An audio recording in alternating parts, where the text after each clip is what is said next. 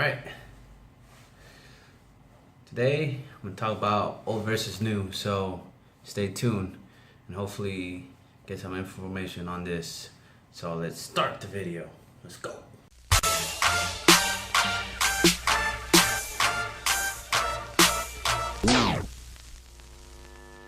So ladies and gentlemen, boys and girls, and women and children of all ages, hey, it's me, Joe Repo again.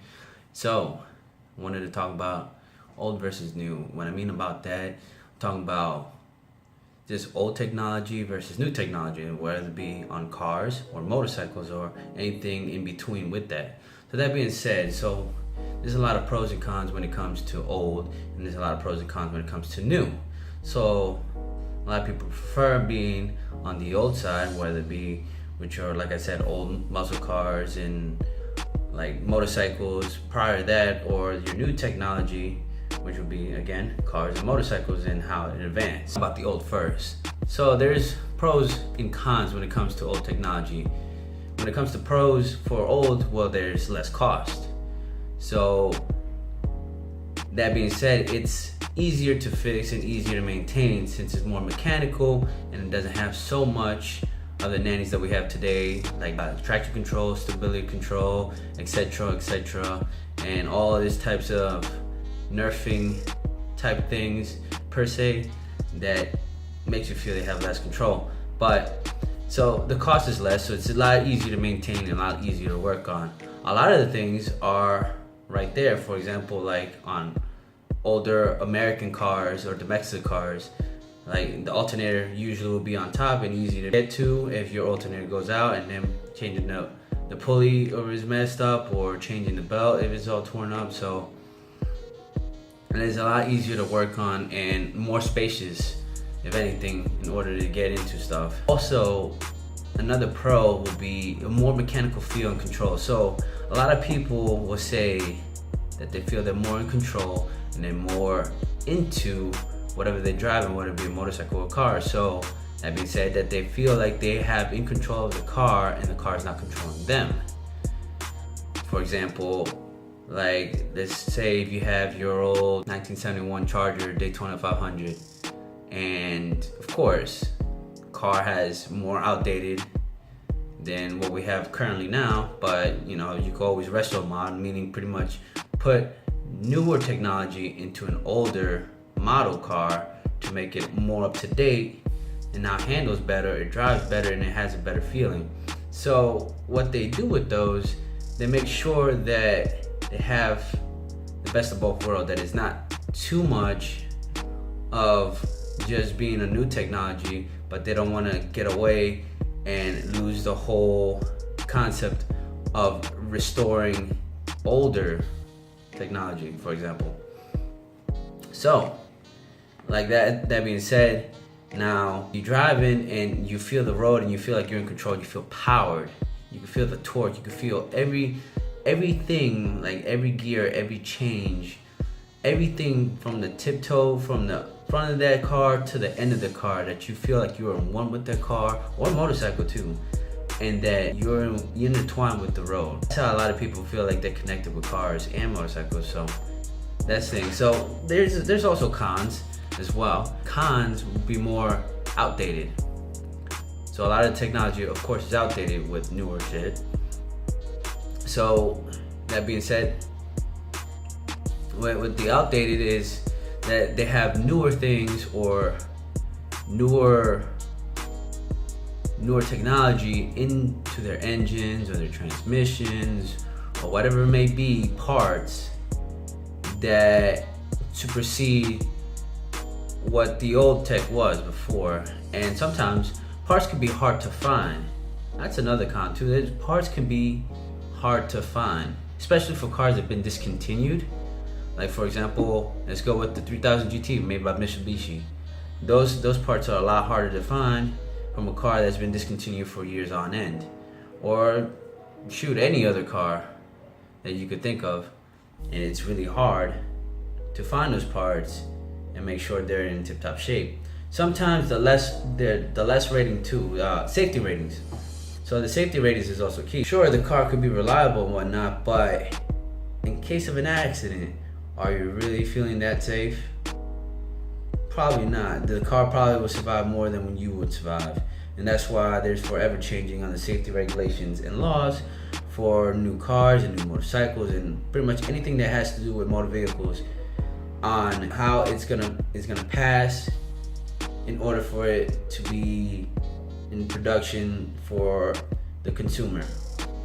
So it happens. So just you have to be aware about that. So now a little bit about the old, but how about the new? What is pros and cons when it comes to new? So one of the pros would be they're more up to date technology, more up to date engines. Like for example, like what we say, the praise, the holy grail.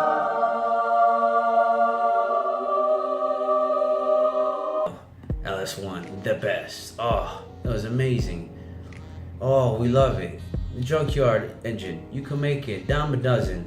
You can make it a badass little project car, whatever it may be. But now we have a newer engine. Yes, not as new as I'm saying now, but newer in technology-wise and everything when it comes to emissions and all whatnot.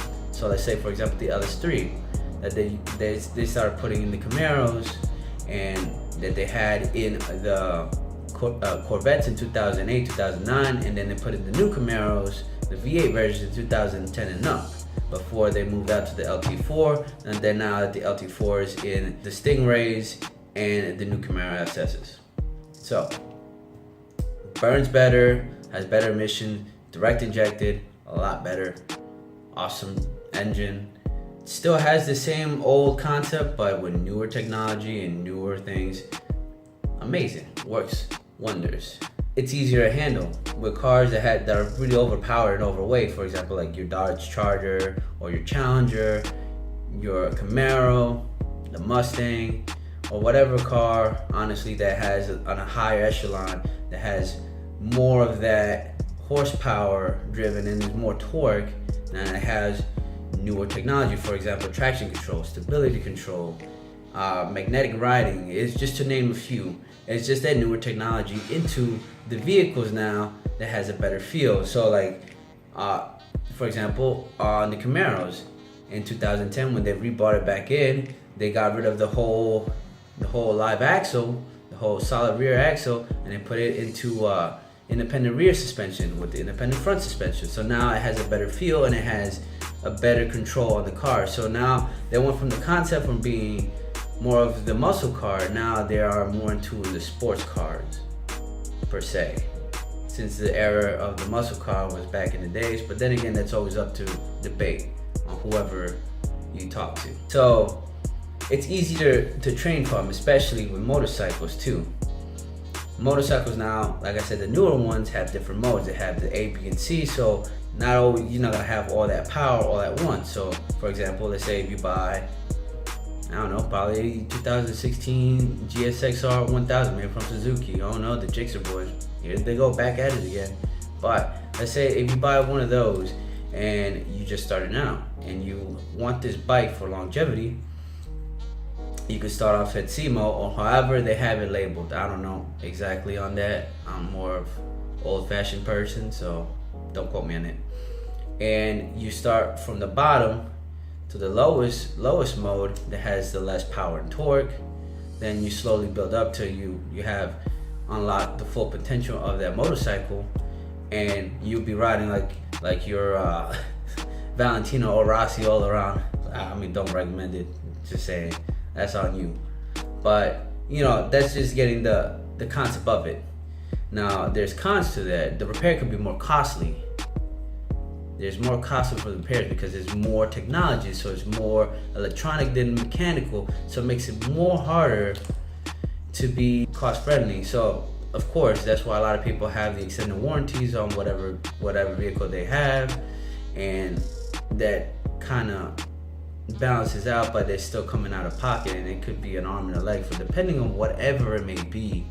Shoot, from like just your dual clutch on your Tiptronic or your slush box, or just to freaking dropping a valve in one of the pistons in your new V8 for some weird reason dropping. Hey, shit happens. Just saying. Another con is you lose that sense of feel. Like I'm saying, that you were intertwined with your vehicle and that you felt everything, that you felt powered. So you lose that feel because of the new technology, being that the traction control and the stability control is taking over, even if you try to turn it off. Sometimes those do not turn off completely. So it makes it hard for one to actually feel everything, how they felt the joys of back in the 90s, hell, 80s. Hell, we even go back to the 70s. In the 70s, even though technology was not up to par at that time. So it is important, especially for fellow riders and car enthusiasts that wants to feel that feeling of control and empowerment when they're driving or when they're riding. And sometimes those nannies, quote unquote, they take that feeling off away from them. So, and sometimes it could be tricky. So the last one will be, it could be tricky to get used to, especially like on the newer cars and trucks and whatever. It could be tricky to get used to all these new gadgets and gizmos and all this new tech into it, because it takes time to build up, but it's not as everybody's taste. So sometimes it's beneficial, it really is, but not all the time, because we're so compliant with the new car regulations and rules and laws. Same with the motorcycles, new regulations, rules and laws, that sometimes it just gets tricky to get used to. But we have to, right? It happens. With that being said, I hope you enjoyed the video. It was just something quick and short on just pros and cons. I was just thinking, hey, why not shoot this video for y'all? And hopefully y'all enjoyed. And y'all stay tuned for more. You already know how it goes. Peace.